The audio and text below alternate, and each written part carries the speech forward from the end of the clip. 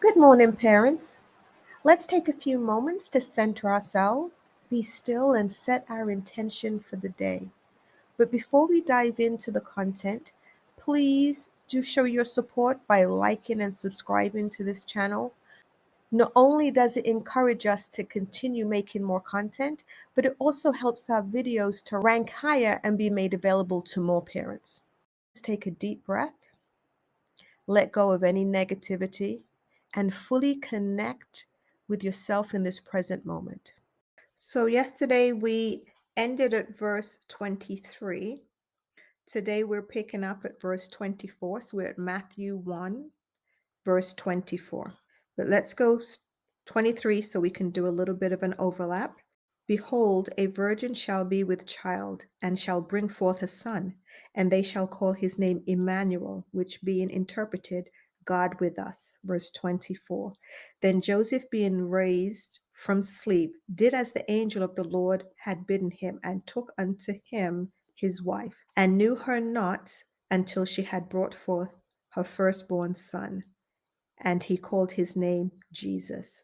So he made sure that he did not sleep with her. They had no relationship, sexual relationship, until after the baby was born, lest someone come along and say, oh, that's Joseph is the dad. He wanted to make sure the lines were clear. The same way that Christ has now given us a connection and legitimacy with God the Father. So now God the Father sees us as his children, full-fledged, raising us completely as his own by the blood of his Son.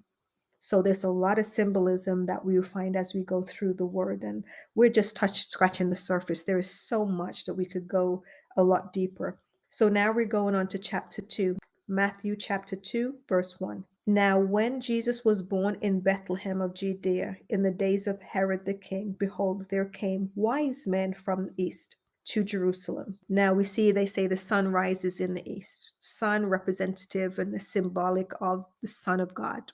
Verse 2, saying, where is he that is born King of the Jews? For we have seen his star in the east, and are come to worship him. When Herod the king had heard these things, he was troubled, and all Jerusalem with him. And when he had gathered all the chief priests and scribes and people together, he demanded of them where Christ should be born. And they said unto him, in Bethlehem of Judea. For this it is written by the prophet, and thou, Bethlehem, in the land of Judah, art not thou the least among the princes of Judah? For out of thee shall come a governor, that shall rule my people Israel. Then Herod, when he had privily called the wise men, inquired of them diligently what time the star appeared. And he sent them to Bethlehem, and said, go and search diligently for the young child.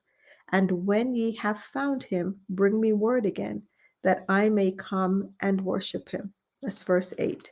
Now we know that his idea was not to go and worship him, but was to go and kill him, because he was troubled, because here was a threat to his kingdom. They knew that one was prophesied, and they made the connection. The fact that he would go to the scrolls and say, what does this mean? Where is he coming from?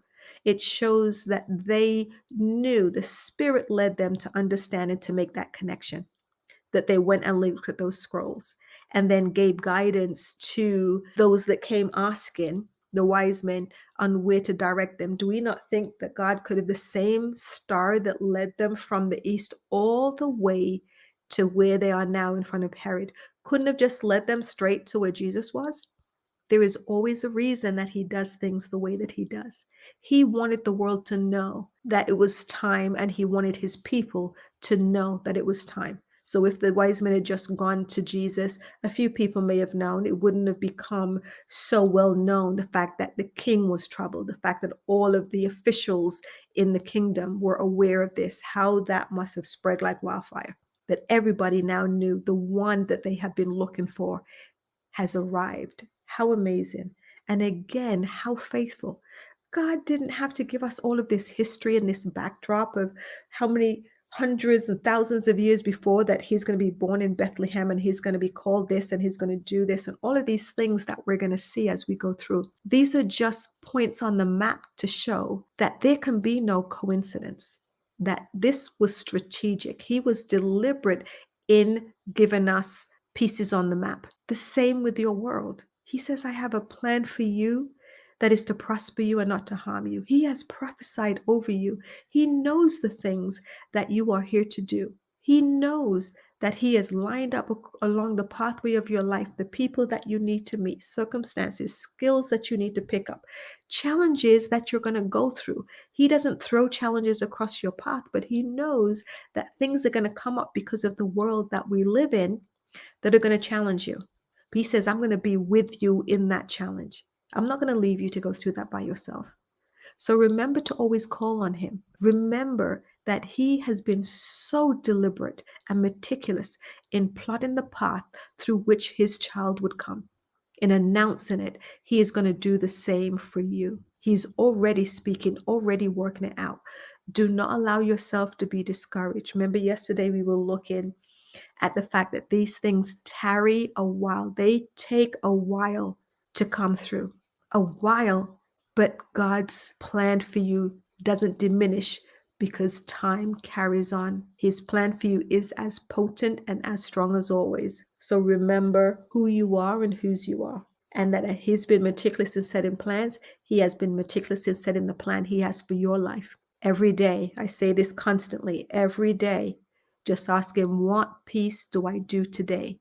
Help me to focus on it today and don't allow me to be distracted. We don't want to take the long path to the answer to your prayers. You want to take the most direct route. Most direct route between 2 points is a straight line. So we want to not take any detours. That's adding time, putting under undue stress and things that weren't necessarily required to get you to the point. But ask Him today, Lord, no more detours. Take me on the direct path to this plan, this amazing plan you have for my life. If you haven't done so already, please, please, please, pretty please, do click that thumbs up button to let me know that you see value in this. Also, please remember to check out your app store for our Coaching for Parents app. It has some amazing free content that is going to be invaluable to you as you navigate raising your tweens and teens. And as you go into your day, remember that you are highly blessed, greatly favored, and deeply loved, and that you already are victorious in Him. So go forward today with the expectation of success. And keep your eye open for little treats that He may have already planted along the pathway of this day for you. I'll see you tomorrow, same time, for another moment of meditation.